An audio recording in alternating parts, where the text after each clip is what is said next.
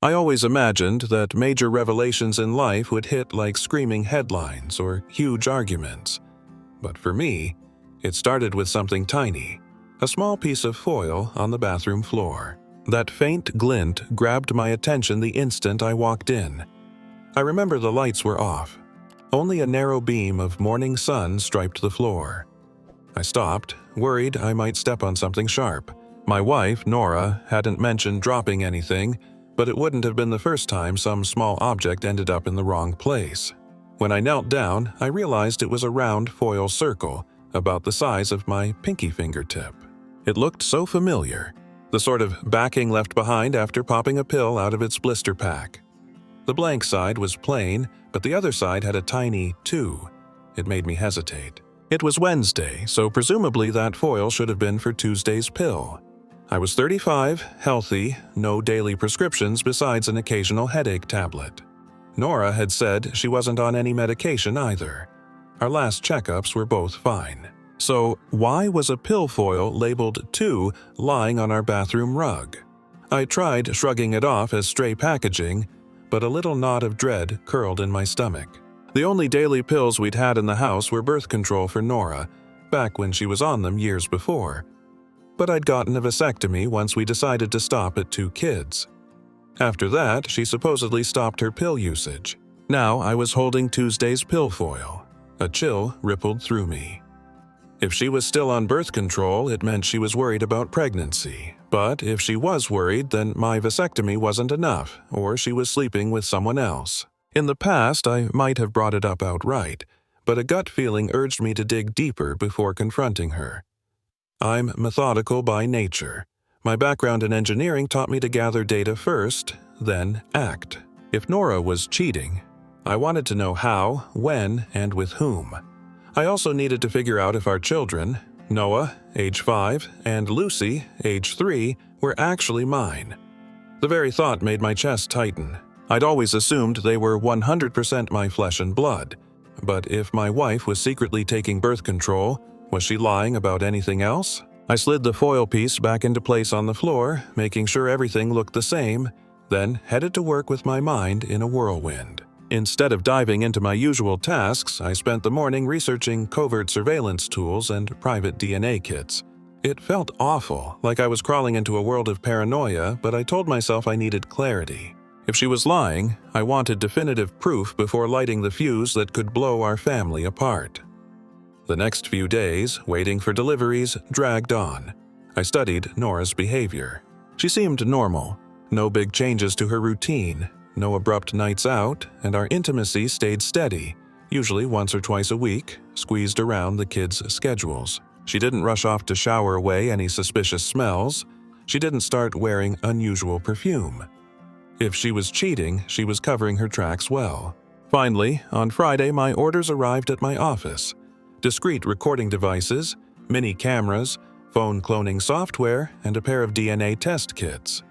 My stomach churned with guilt as I signed for the packages. But I swallowed it down, telling myself this was the only way to confirm the truth. That afternoon, I left early, explaining to Nora that I had light work. Our part-time sitter, who helped watch Noah and Lucy while we both worked, was feeding them in the kitchen, so I ran upstairs to install cameras. One in the bathroom, one in the living room, one in our bedroom. The bathroom camera was crucial to see if she was actually taking a pill daily. Later that evening, once Noah and Lucy were asleep, I did cheek swabs for each child, making it seem like a silly game with Q-tips. I swabbed my own cheek as well and mailed them overnight. The lab promised results within about 48 hours of receiving the samples. That night, Nora came home at her usual time, chatted about routine things, her job, the kids, a new recipe she wanted to try. I felt like I was spying on a stranger. When she hopped in the shower, I slipped out to her car and hid a voice recorder under the driver's seat. Then, I cloned her phone, downloading texts and emails. Nothing suspicious appeared. No shady messages or odd calls. Either I was wrong, or she was extra careful. Our weekend was almost typical. Yard chores, a trip to the park, a short morning lovemaking session that felt more obligatory than passionate. I played the part of a normal husband, but an invisible storm churned inside me. On Monday, I told her I'd be working from home so I could review the camera footage. She left for her job, and I immediately retrieved the micro SD cards. Watching it all was nerve-wracking, but eventually I saw the proof. In the bathroom recordings, Nora popped a small white pill each day. She was indeed taking birth control again. My insides lurched, but I kept reviewing. The bedroom camera footage had an even bigger surprise. Saturday evening, while I was cooking dinner, she left the shower, grabbed a phone I didn't recognize, typed some message, then stashed it in the air conditioning vent. She had a secret phone. That explained why her official phone was squeaky clean.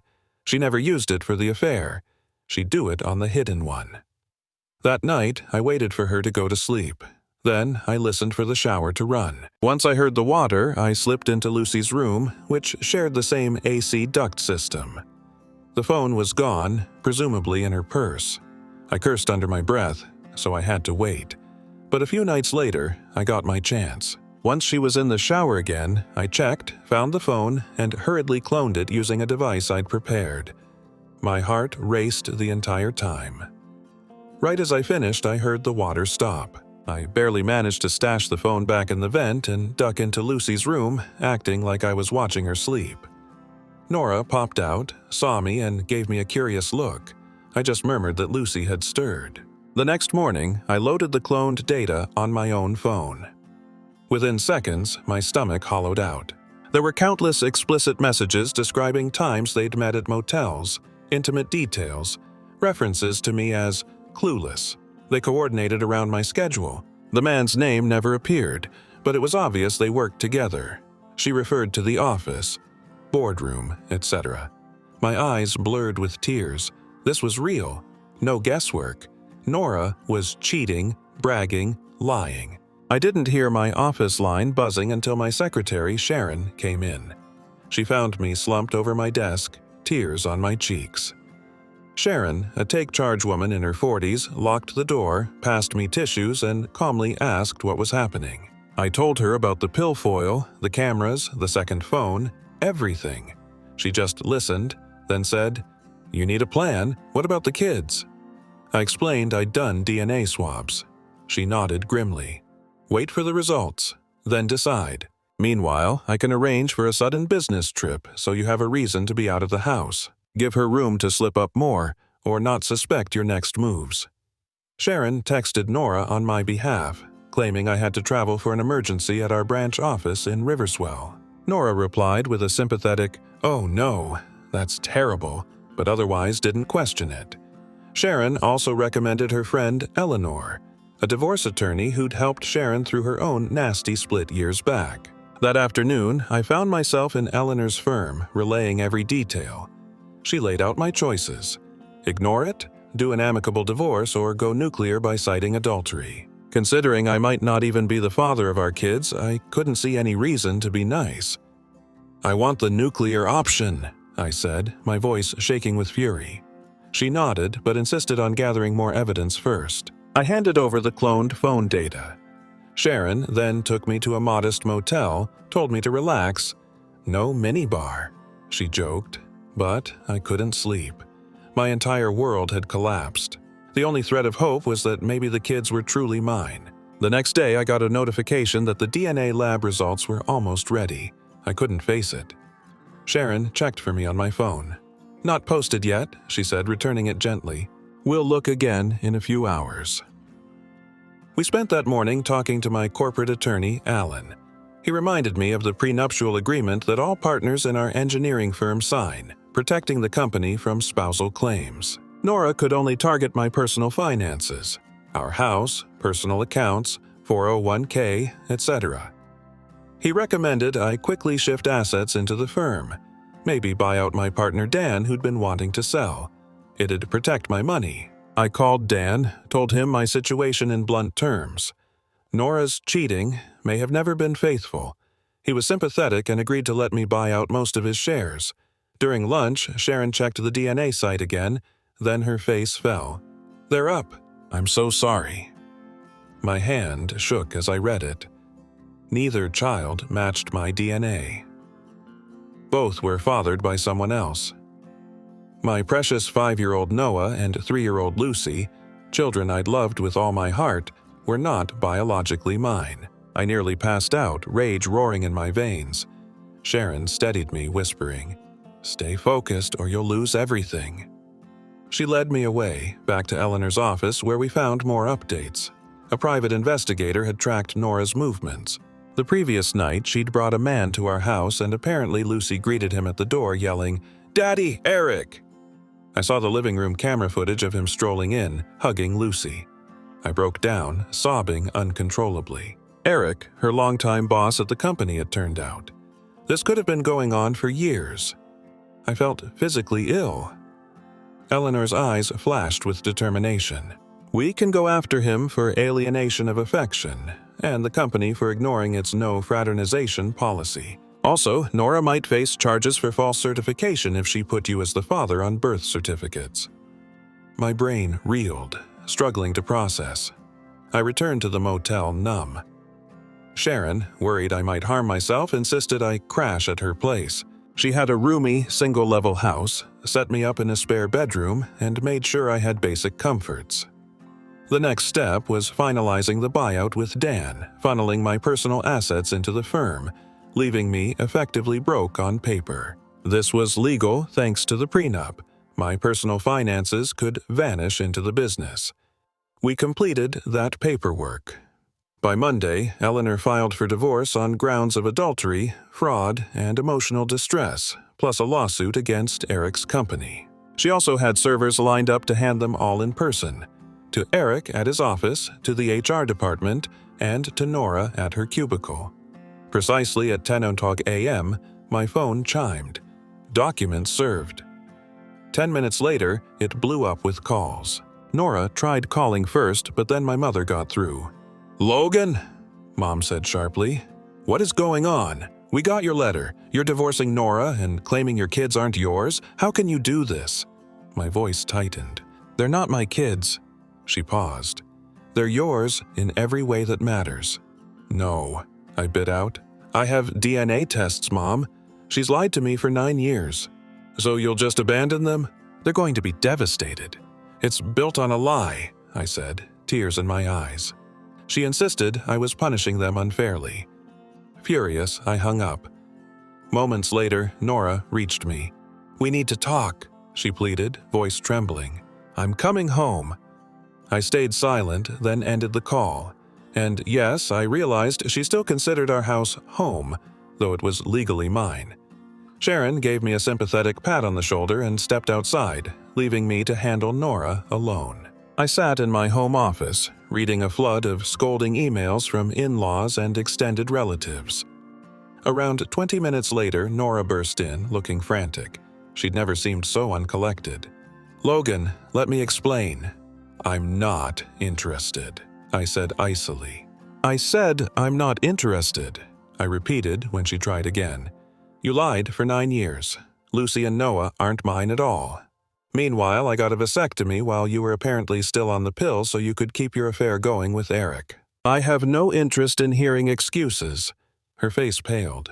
"But the kids—" "They're not my kids," I said coldly. "Take them to their real father. He even has a key, right?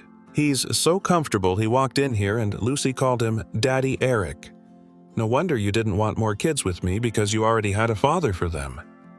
Just then, the sitter, Yvette, walked in, looking concerned. I turned on her. "You're fired. Get out." "What did I do?" she stammered. "You covered for her. I have footage of you talking to Eric about the kids. You must have known. I don't care if you knew they weren't mine or not. You're done." Nora shot up, voice shaking. "You can't do that. I'm the one who pays her wages." "Not anymore," I said. "I've notified the agency of your affair. They won't place her anywhere else unless she leaves your employ. If you want to keep her, you handle all her taxes, insurance, everything yourself." Yvette's face went ashen. "Logan, please," Nora said, sounding desperate. "We still share this house." "No, we don't," I snapped. "It's mine, as per the legal documents. Get out." "But what about Lucy and Noah?" she asked, tears streaming. "Won't you say goodbye?" I stared, voice shaking. "I have nothing to say. They're not mine. If you need something, talk to my lawyer. She tried to speak, but I barked, "Get out, now!" Lucy, hearing the commotion, wandered in with tearful eyes. Nora scooped her up, sobbing, and left with the kids. I stayed in my chair, body trembling. Sharon soon returned, found me broken. She hugged me gently while I cried. It was done. Over the next week, everything escalated. Nora filed a restraining order accusing me of emotional aggression. The judge dismissed it when Eleanor presented the mountain of proof that Nora had been deceiving me for years. Nora went to live with her parents. Eric, once her boss, was fired for violating his company's code. The firm faced a giant lawsuit for ignoring their own no fraternization rules, ultimately settling with me for a large sum. Meanwhile, Eric coughed up money in an alienation of affection suit, something still recognized in our state, yet all of it felt hollow. My deepest ache was losing Lucy and Noah. I'd loved them as my children, but I couldn't handle the betrayal. Some might say I should have stayed in their lives, but every time I pictured them, I saw Eric's face. I know it sounds heartless, but I just couldn't. Nora tried using them as emotional leverage, but I refused. The house was sold at a loss, and I moved out. Staying there felt unbearable. I ended up still living temporarily at Sharon's, though an odd tension now simmered between us. She was my confidant, my anchor in the chaos. Finally, the divorce was stamped and complete. I was at my desk, reading the official decree. In that same moment, my phone rang. Sharon answered it. "Eric Walters was just killed," she told me quietly. "His wife found out about him and Nora and shot him." A bizarre numbness settled over me. Eric was dead, so he had never raised the 2 kids he fathered with my wife. It felt like cosmic irony, and I felt no sympathy. "Couldn't have happened to a nicer guy," I muttered. I half expected Sharon to scold me, but she just nodded.